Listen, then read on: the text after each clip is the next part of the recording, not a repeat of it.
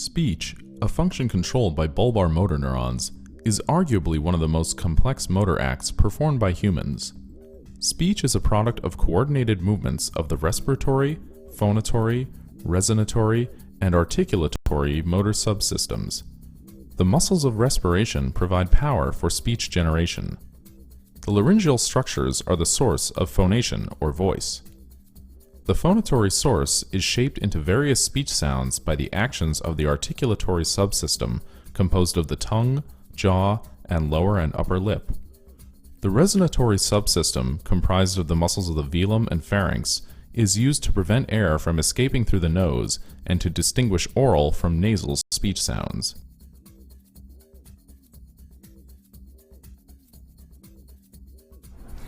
ALS is a progressive neurologic disorder affecting the motor neurons within the brain and spinal cord. Once the brain stem motor neurons are involved, the devastating consequences of this disease ensue. Currently, in clinical neurology, we have no objective, reliable measure of bulbar motor neuron deterioration, which leads to speech and swallowing difficulties. It's therefore essential for us to have an assessment that we can follow, not only for diagnostic purposes, but to follow the patient throughout our clinic. In this video, we will show you a series of procedures that we use in our laboratories to assess bulbar function in patients with ALS. We're currently using this protocol to investigate the relationship between bulbar system deterioration and loss of oral communication, which is an important clinical goal. The outcome of this research will provide essential knowledge needed to advance important research and clinical goals, including improving the diagnosis and management of ALS and determining the effectiveness of new experimental drugs.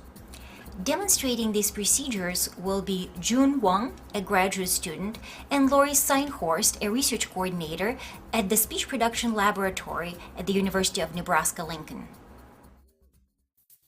To evaluate the respiratory subsystem, record oral pressure, airflow, and speech acoustics using the phonatory aerodynamics system.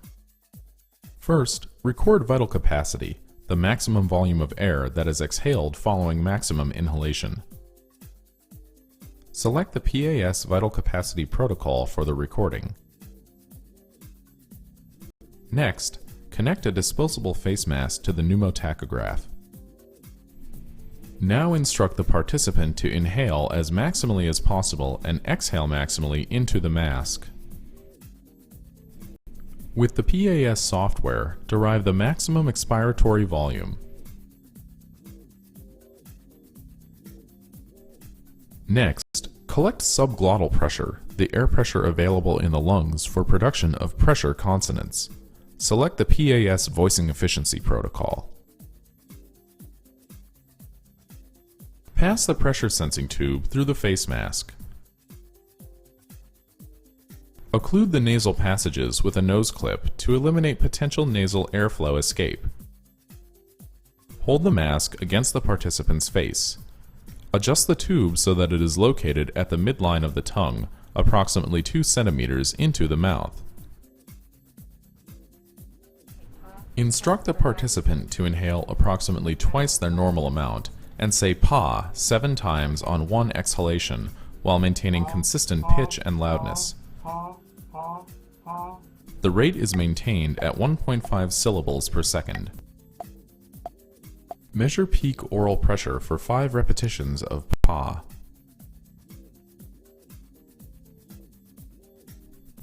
Finally, record speech breathing during connected speech. Select the PAS running speech protocol. Collect the airflow signal using a disposable mask fit around the face. Emphasizing use of a normal comfortable speaking rate and loudness, instruct the participant to read a standard 60-word paragraph developed specifically for accurate automatic pause boundary detection. Export the airflow traces into a custom-made speech pause analysis software program in MATLAB. In this program, identify examples of the pauses and onsets and offsets of speech. Set thresholds for these events manually. The SPA software will extract % pause time automatically, among other measures.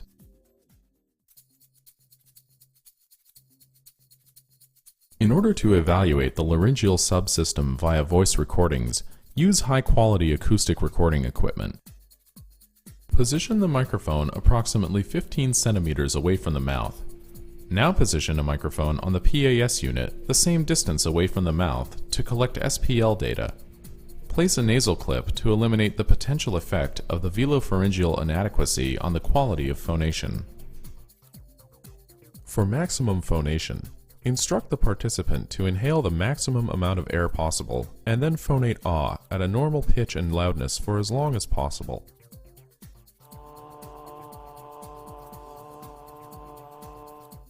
Practice at least once and emphasize the importance of putting forth maximum effort prior to recording. Using the acoustic waveform, measure the maximum phonation duration in seconds.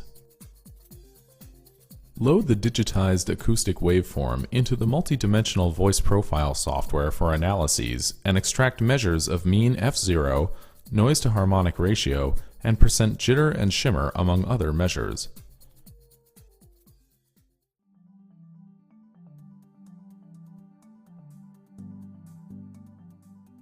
Evaluate the resonatory subsystem using a nasometer. Be sure to calibrate the device prior to each recording. Place on the participant's head with the baffle plate resting above the upper lip and positioned parallel to the ground. Ask the participant to repeat one nasal and one non-nasal sentence 3 times at a habitual speaking rate and loudness. Bye, Bobby, a puppy. Bye, Bobby, a puppy. Identify a sentence. Calculate descriptive statistics for each sentence using nasometer software.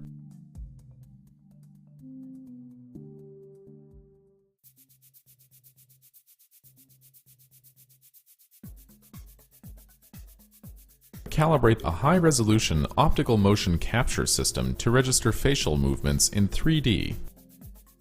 Attach reflective markers to the participant's head and face at specific anatomical landmarks. Position the microphone for speech acoustic recordings about 15 centimeters away from the mouth. Ask the participant to read sentences and phrases at their habitual speaking rate and loudness. Bye, Bobby, a puppy. Check movements of the facial markers for tracking errors and head corrected based on the subtraction of both the translational and rotational components of head movement. Load the data into a custom-made analysis software, SMASH, to derive peak movement speed as the primary indicator of articulatory function for the jaw and lips.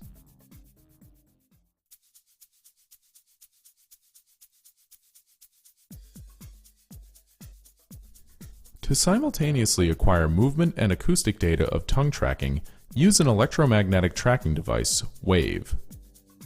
Attach a 6D sensor to the bridge of the nose to record head movement. Glue one small 5D sensor to the tongue at midline, approximately 2 centimeters posterior to the tongue tip. To obtain tongue movements that are independent from the underlying jaw, fit the participant with a pre-made 5mm bite block. Place the bite block between the molars on the right side of the mouth, and to prevent swallowing of the bite block, secure the bite block with string. Now ask the participant to read sentences and phrases. Record the tongue movements relative to head position.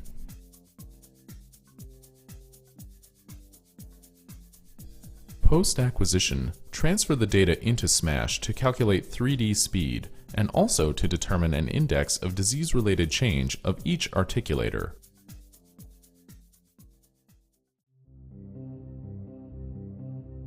With the sentence intelligibility test, measure speech intelligibility and speaking rate. Ask the participant to read the list at habitual speaking rate and loudness. A trained judge who is unfamiliar to the participant transcribes the sentences orthographically. The judge also marks sentence onsets and offsets. Finally, the sentence intelligibility software generates speech intelligibility and speaking rate results.